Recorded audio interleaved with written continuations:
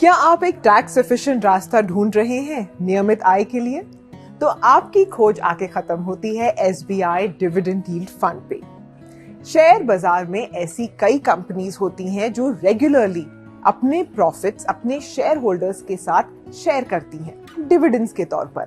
ज्यादातर ये डिविडेंड साल में शायद 1-2 बार अनाउंस होते हैं और कभी कभार कंपनीज स्पेशल डिविडेंड्स भी देती हैं जो नॉर्मल डिविडेंड से अलग होते हैं। तो फिर इन हाई डिविडेंड वाली कंपनीज को कैसे ढूंढा जाए? अगर आप बड़ी, मध्यम और छोटी साइज की कंपनीज के दिए गए डिविडेंड को कंपेयर करते हैं तो आप देखेंगे कि बड़ी कंपनी का मुनाफा ज्यादा होता है। हो सकता है कि उसका शेयर प्राइस भी ज्यादा हो। दूसरे हाथ पे छोटी कंपनी का कम मुनाफा हो सकता है, शेयर प्राइस भी कम हो।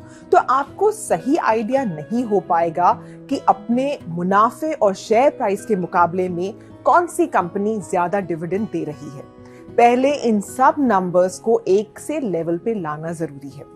इसके लिए हम कैलकुलेट करते हैं डिविडेंड यील्ड। एक साल में जितना भी टोटल डिविडेंड दिया गया है उसे उसके स्टॉक प्राइस से डिवाइड करने पर मिलती है डिविडेंड यील्ड। तो मान लीजिए कि एक कंपनी किसी साल में टोटल 30 रुपए का डिविडेंड अनाउंस करती है और उसका स्टॉक प्राइस है 600।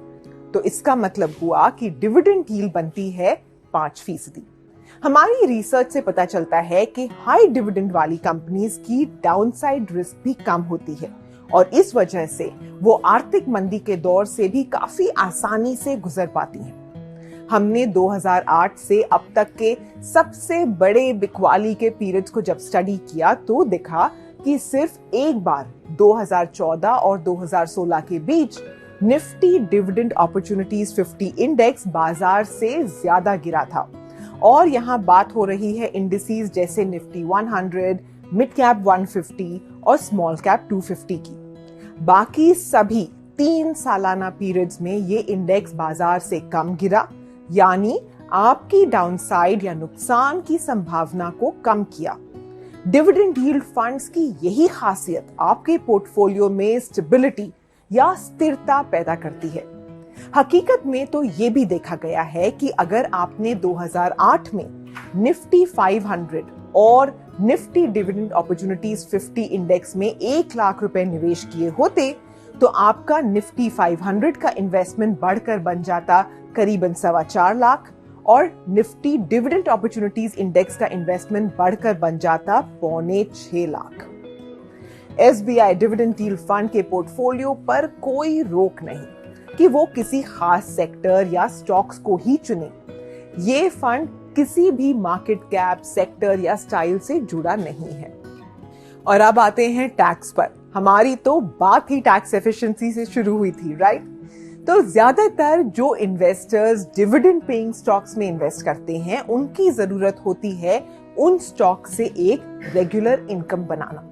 लेकिन याद रहे कि डिविडेंड्स पर 10% टीडीएस लगता है और एक साल में सिर्फ 5,000 तक ही डिविडेंड पर टैक्स नहीं देना पड़ता। इसके ऊपर डिविडेंड्स पर आपको अपनी इनकम टैक्स की दरों के हिसाब से टैक्स भरना पड़ेगा।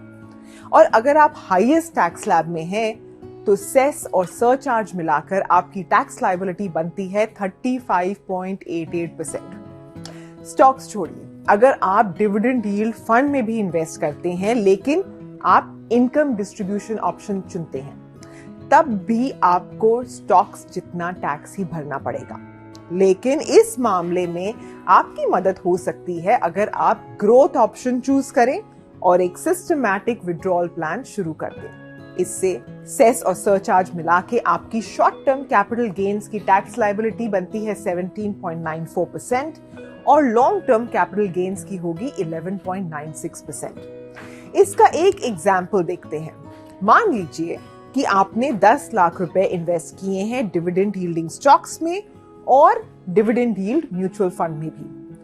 फंड में हमने ग्रोथ ऑप्शन चुना है जिसकी इनकम निकलेगी SWP से। तो इस एग्जाम्पल में हम मानते हैं कि डिविडेंड यील्ड है 6%। इसका मतलब हुआ कि दोनों ही रास्तों में डिविडेंड के तौर पर आपकी सालाना आमदनी होगी 60,000 रुपए।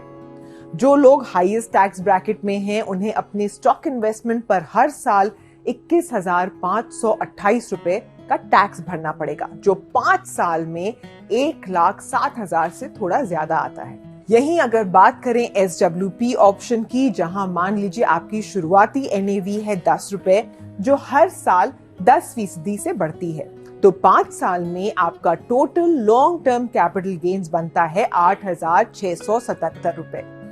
यानी डायरेक्ट स्टॉक्स में डिविडेंड मिलने पर 35% से ज्यादा तो आप टैक्स में गंवा देते हैं, जहां की SWP ऑप्शन में महज 3% से कम टैक्स में कटता है।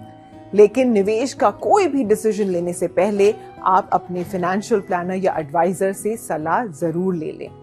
याद रहे कि SBI डिविडेंड यील्ड फंड का NFO 20 फरवरी और 6 मार्च के दौरान खुला रहेगा। इसमें आप 500 रुपए SIP और 5,000 रुपए लमसम से अपनी शुरुआत कर सकते हैं।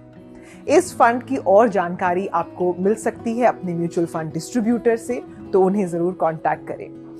देखने के लिए शुक्रिया। मैं उम्मीद करती हूं कि आपके निवेश का ये सफर कामयाब हो।